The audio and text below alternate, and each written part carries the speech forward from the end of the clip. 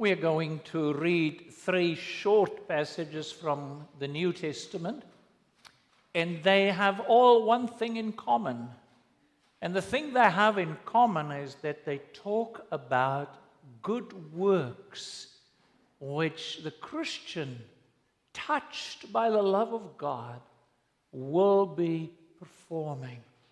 And so the first one then is Galatians chapter 5, verse 1 through to 6.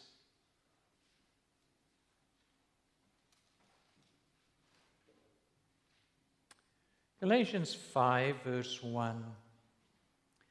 It was for freedom that Christ set us free. Therefore, keep standing firm and do not be subject again to a yoke of slavery. Behold, I, Paul, say to you that if you receive circumcision, Christ will be of no benefit to you. And I testify again to every man who receives circumcision that he is under obligation to keep the whole law. You have been severed from Christ, you who are seeking to be justified by the law. You have fallen from grace. For we, through the Spirit, by faith, are waiting for the hope of righteousness.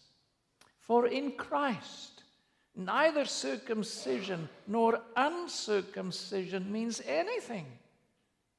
And here is the important bit, my brother and sister. But faith working through love. And then we turn to Ephesians chapter 2, the very well-known verses 8, 9, and 10. And of course, you will remember that verse 10 is the culmination of verses 8, 9, and 10. For by grace you have been saved through faith, and that not of yourselves. It is the gift of God, not as a result of works, so that no one may boast. For we are his workmanship, created in Christ Jesus for good works, which God prepared beforehand so that we would walk in them. And then Philippians 2, verses 12 and 13.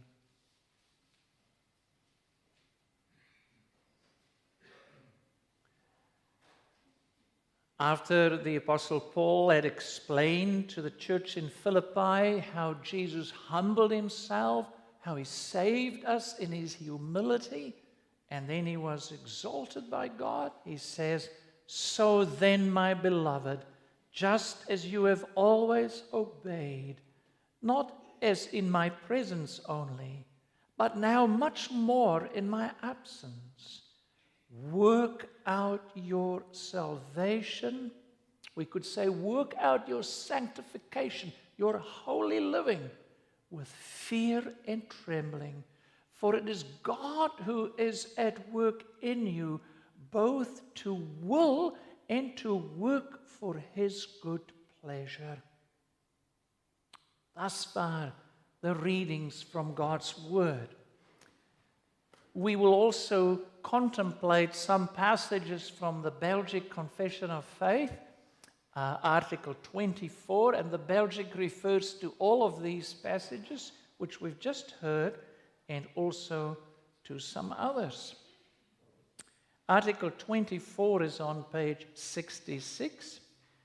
I won't read it now because it's quite long, longer than last week's one.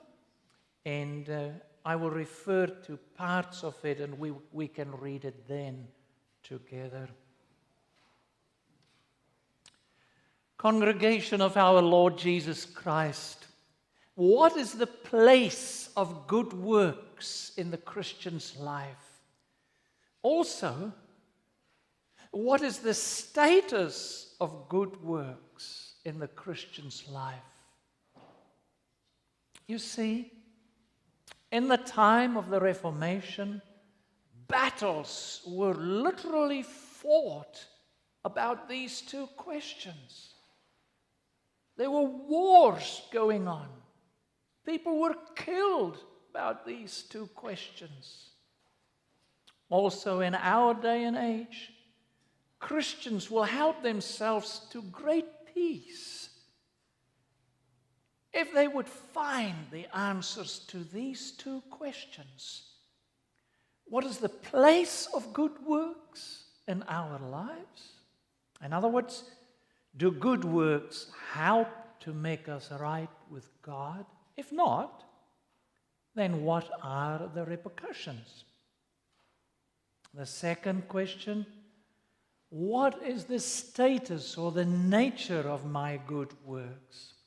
Are my good works solely mine? Is it me doing that in my own initiative and strength? Or are they in my life solely the grace of God? Well, the Belgic Confession of Article 24 deals with these matters. And our sermon has 3 points, and I've changed them somewhat. I've made them, I think, easier than what they are in the bulletin. So the first point is the place of my good works. Secondly, the status of my good works. And thirdly, the foundation of my life. Firstly, then, the place of good works in my life.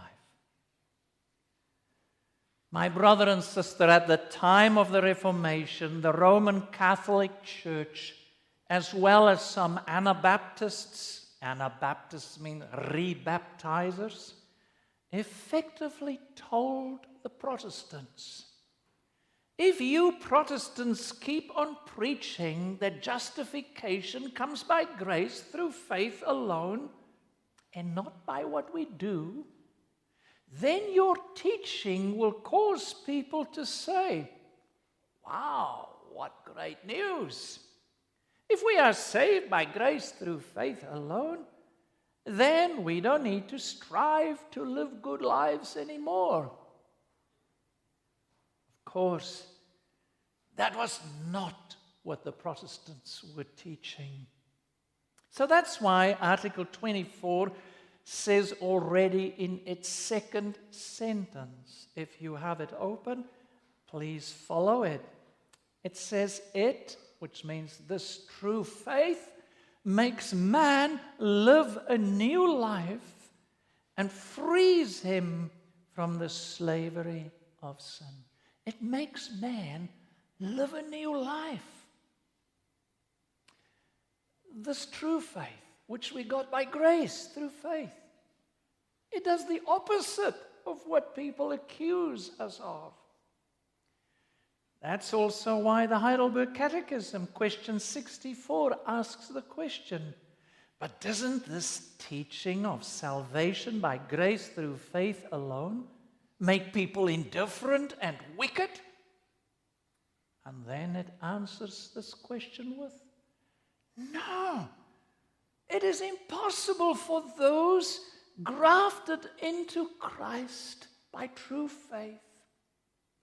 It is impossible for those who have truly received Jesus as their Lord and Savior in here not to produce fruits of gratitude. Well, what's new? That which the Roman Catholic Church and some Anabaptists accused the Protestants of was exactly the same which some critics, whom we now call Judaizers, accused the Apostle Paul of when they heard his proclamation of the doctrine of salvation by grace through faith alone. So they told the Apostle Paul, wow, Paul, if we have been saved by grace through faith alone, then we might as well go on sinning to make the most of God's grace. We have a nephew, when he was in his mid-teens, And we would go somewhere and we get a bargain, and he would say, we have to make the most of our money today, so let's eat. And so this is what they say to Paul. Paul answered, by no means. How can we who died to sin still live in it? And so, clearly, those who argue that the doctrine of salvation by grace through faith will make people indifferent to living holy lives, such people are just trying to create a problem where there is no problem at all. They try to bind people's consciences not to sin, but to human laws, regulation, and tradition, even to God's law as a means to make them right with God. That's why Article 24, and now we're going to read a longer part. That's why Article 24 from the third sentence onward says, therefore it is not true that this justifying faith makes man indifferent to living a good and holy life. On the contrary, without this justifying faith, no one would ever do anything out of love for God. There's the key. No one would ever do anything out of love for God, but only out of self-love or out of fear for being condemned. It is therefore impossible for this holy faith to be inactive in man. For we do not speak of a vain or empty faith, but of what Scripture calls faith expressing itself through love. Galatians 5, verse 6. Faith expressing itself through love. Well, it will serve you and me well, my brother and sister, to have a good look at this quote from Galatians 5, verse 6. Here again, verse 6. For in Christ Jesus, neither circumcision, that means neither the law of circumcision, nor the human tradition of uncircumcision means anything, but only faith working through love. Only faith working through love? What does this mean? Well, it simply means that true faith, the faith by which we have been justified by grace, is not a vain or an empty faith, but a faith which will, by its very nature, be working through deeds of love. Yes, a faith which excites man and woman to practice those good works which God has commanded in His Word. That's a true faith, a faith which brings you to something. And so the Reformers understood the words of Galatians 5, verse 6 as referring to our sanctification, our holy living, not to our justification. So they understood Galatians 5, verse 6 as referring to our sanctification, yes, as referring to the love deeds we will in thankfulness to God perform after we, by grace through faith, have become awestruck by God's goodness. That's not how the Roman Catholic Church understood these very same words from Galatians 5, verse 6. No, they understood faith working through love to refer only to our justification. Yes, they understood faith working to love to mean we are justified with God if we add deeds of love to our faith. And thus, the Roman Catholic Church remained hardened in their belief that we, with our good deeds, have to help God to save and justify us. So as if Jesus' suffering and his death was not enough. This Roman Catholic view comes clearly out in what they wrote in chapter 7 of the 6th session of the Council of Trent.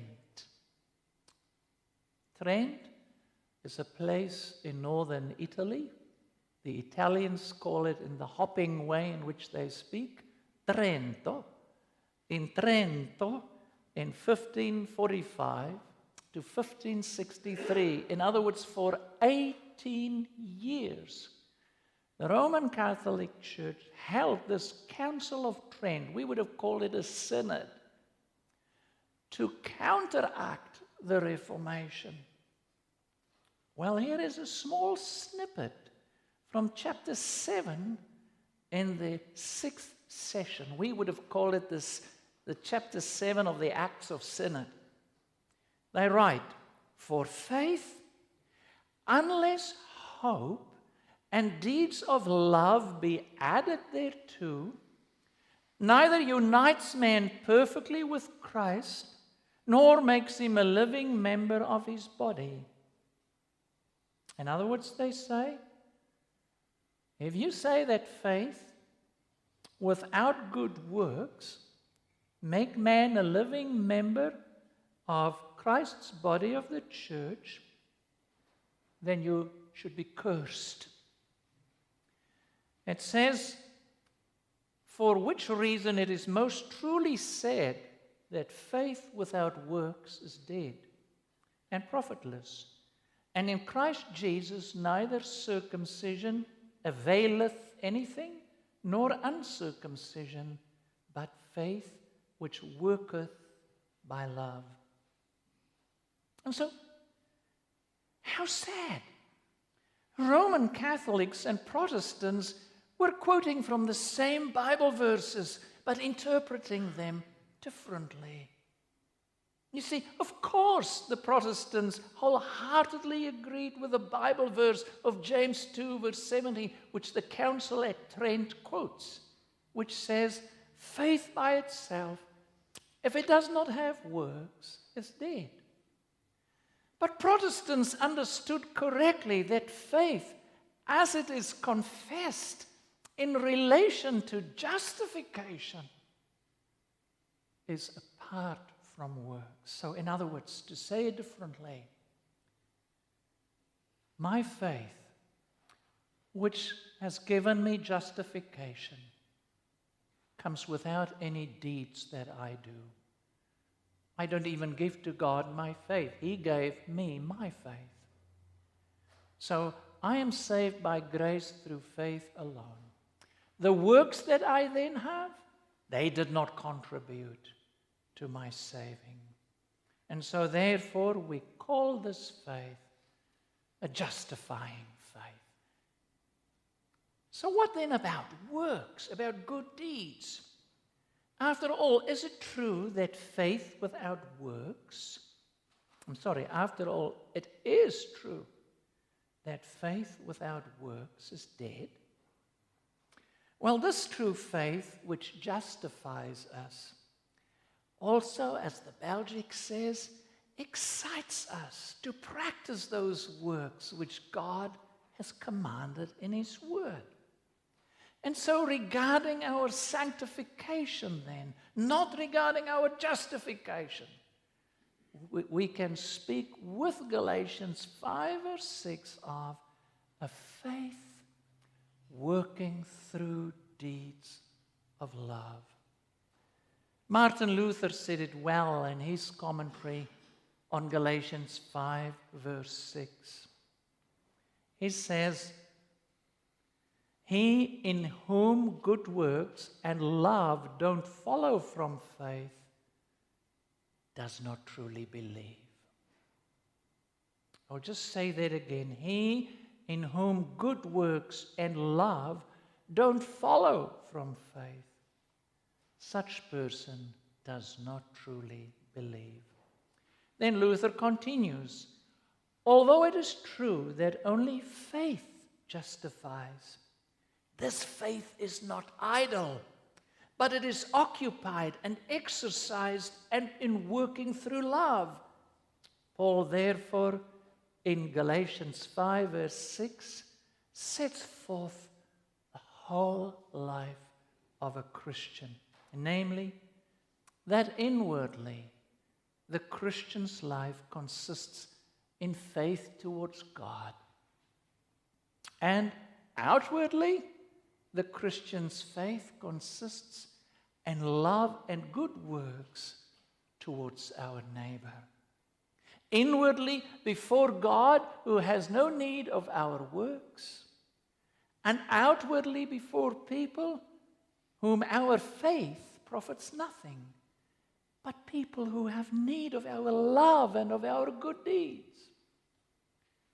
Well, so far, Martin Luther on Galatians 6, faith working through deeds of love.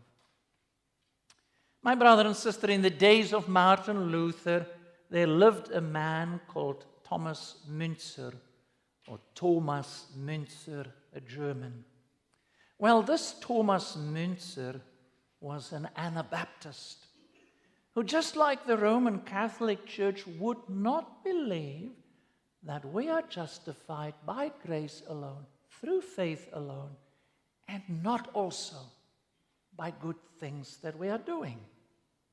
He also thought that the doctrine of salvation by grace alone, through faith alone, not by works, would create an indifference to God and to good works in the hearts of people. Well, when Guido de Brès was 2 years old, Thomas Müntzer died. But Guido de Brès, when he became an adult, wrote against what Thomas Müntzer said. And this is what he says: we do teach to do good works, and we do teach to live holy, but not in order to be justified by them. And we do teach that we live only by faith in Jesus Christ.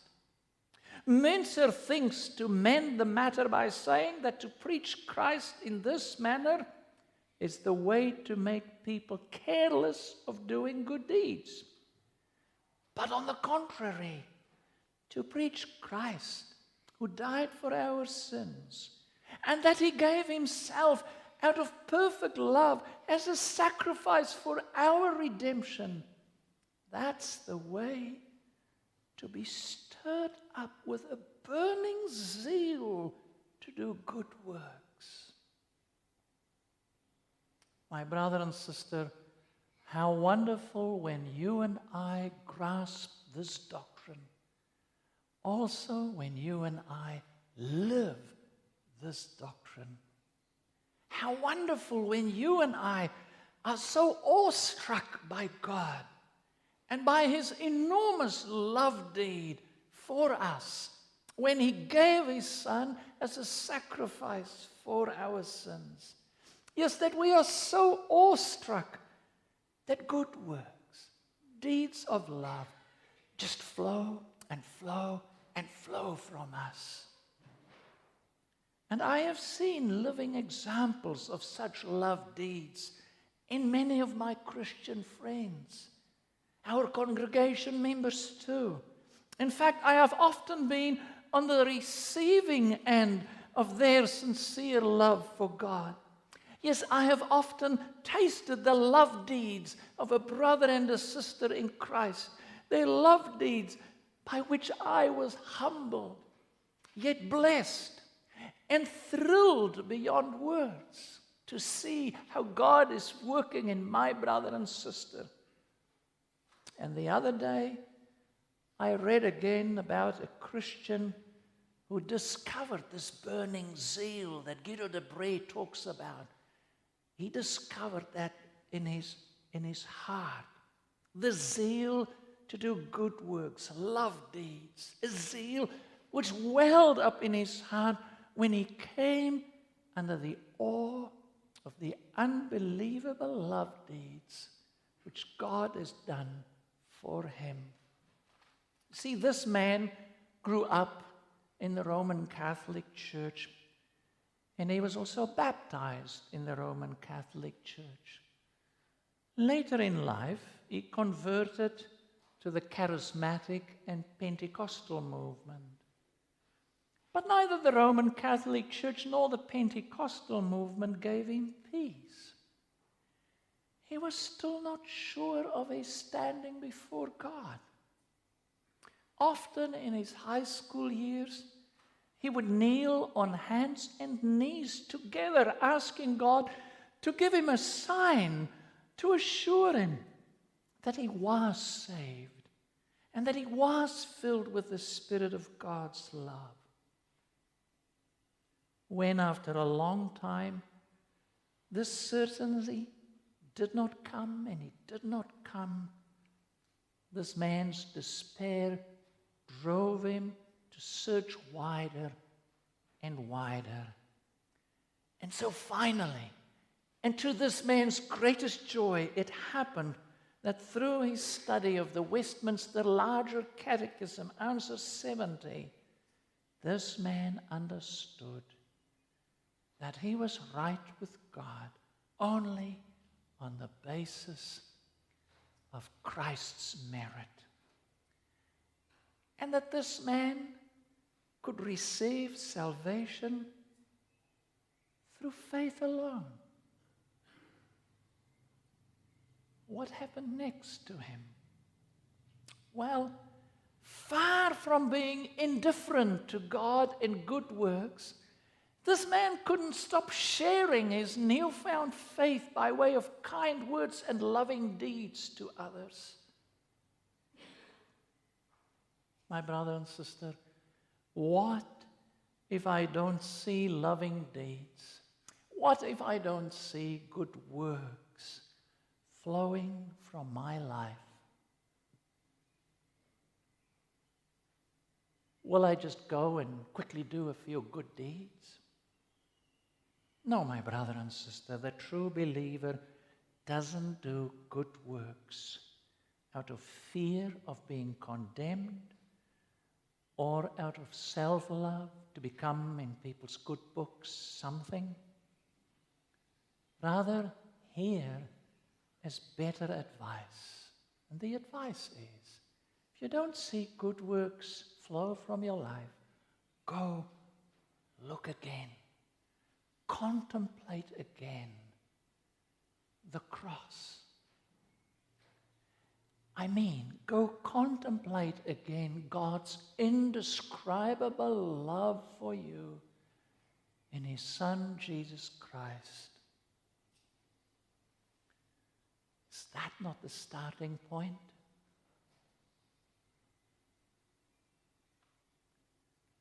You want to show love? Look at greater love. So far, point one, a very long point. I'm sorry, but it is packed. We come to point two, the status of our good works. Perhaps you have heard a Christian say, justification, well, that's God's work. Sanctification, that's our work. But that's not altogether true.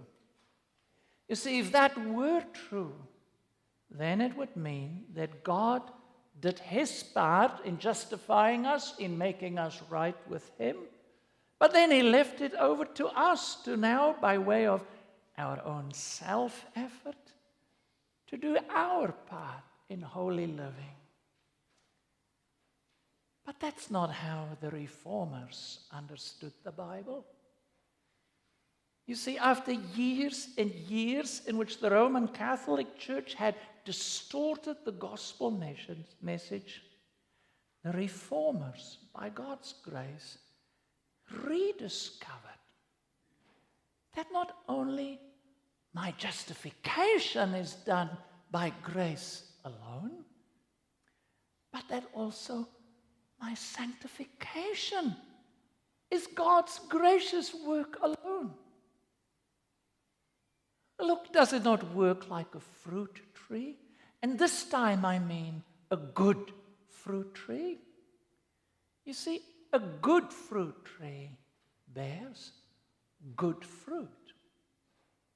Similarly, you and I, when I have been justified, when I have been made right with God, when I have been made into a good tree, I will bear the fruit of justification, the fruit of our God-worked justification.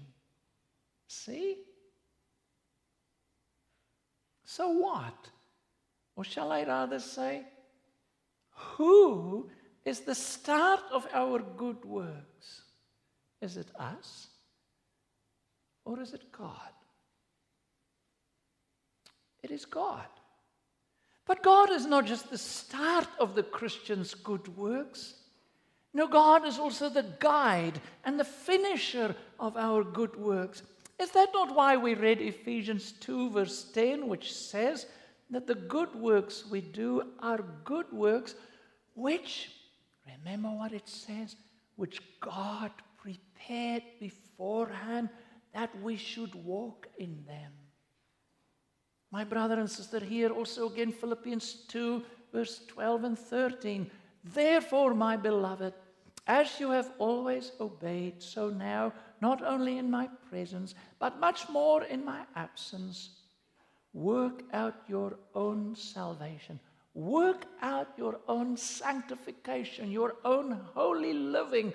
Work it out with fear and trembling. Why?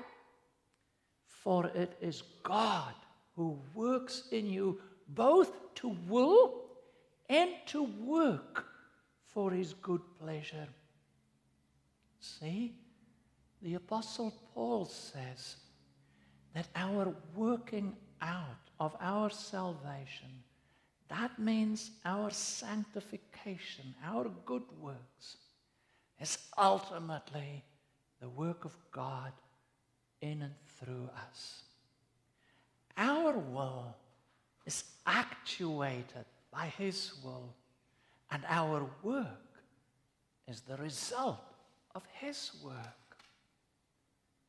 Well, Article 24 gives another Bible text as proof that you and I are indebted to God even for the good works we do. And they don't earn merits for us. And this is Jesus himself talking in Luke chapter 17, verse 7 through to 10. Jesus says, will any one of you who has a servant plowing or keeping sheep say to him when he has come in from the field, come at once and recline at table? In other words, will I say to him, thank you, my servant, for what you have done here. I pay you, I give you something in return. No. Will he not rather say to the servant, prepare supper for me and dress properly and serve me while I eat and drink, and afterward you can eat and drink? Does he thank the servant because the servant did what he was commanded? No. So you also, when you have done all that you were commanded, say, we are unworthy servants. We have only done what was our duty. Your and my good works, we have done them. We don't want payment for them. They're God's good works in us.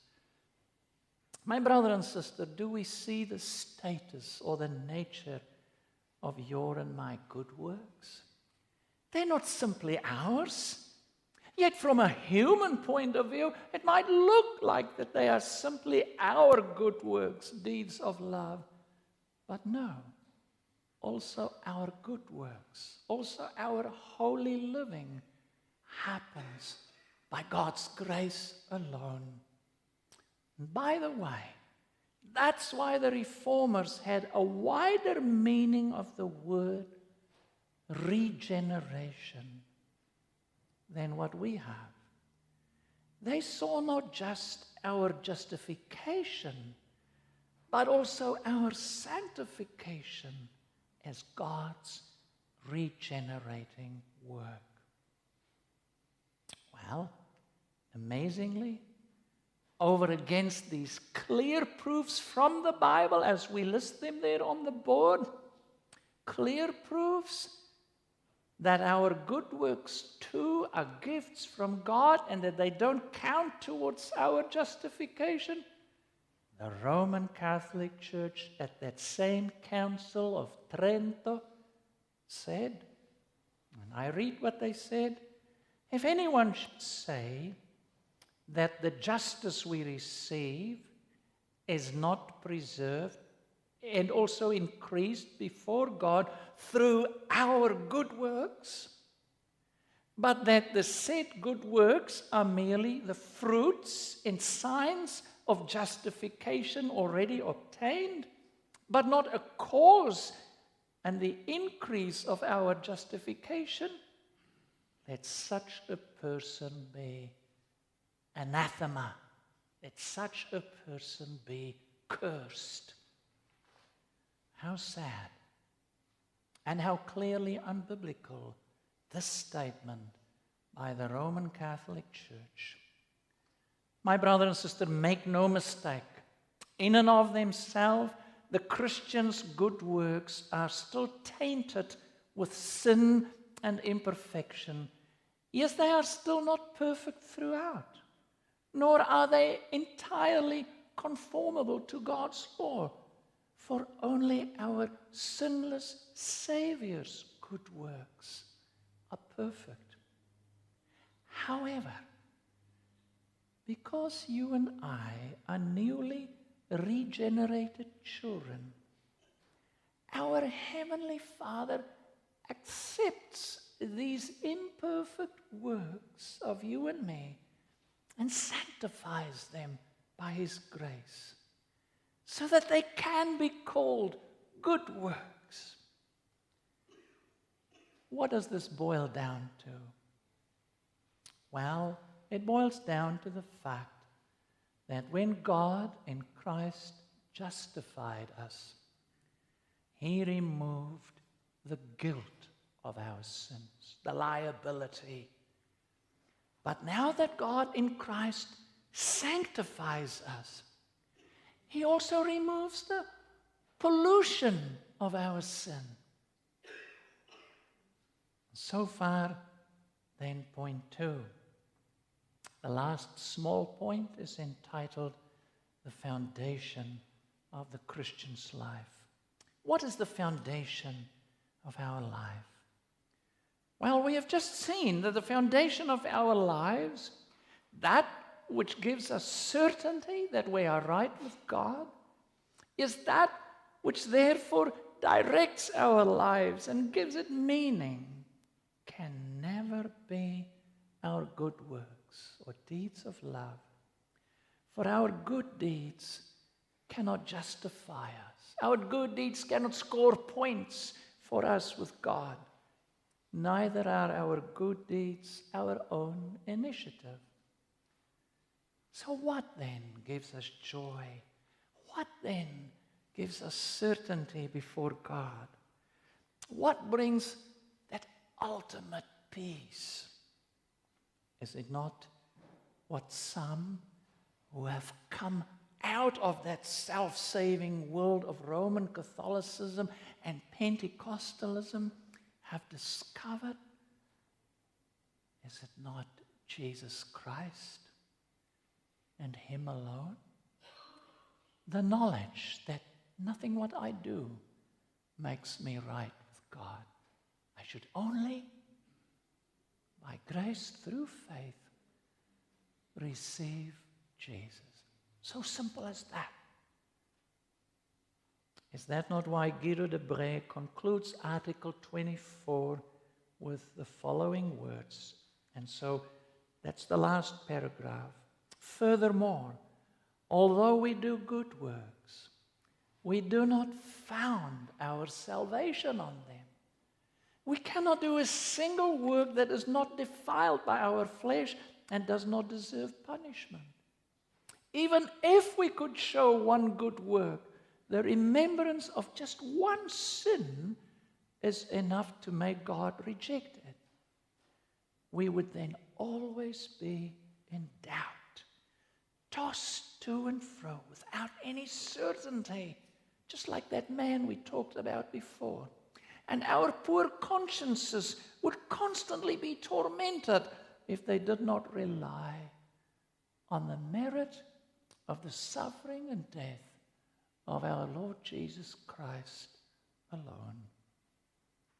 Jesus is the foundation in which your and my lives are anchored. Nothing that we do. Amen.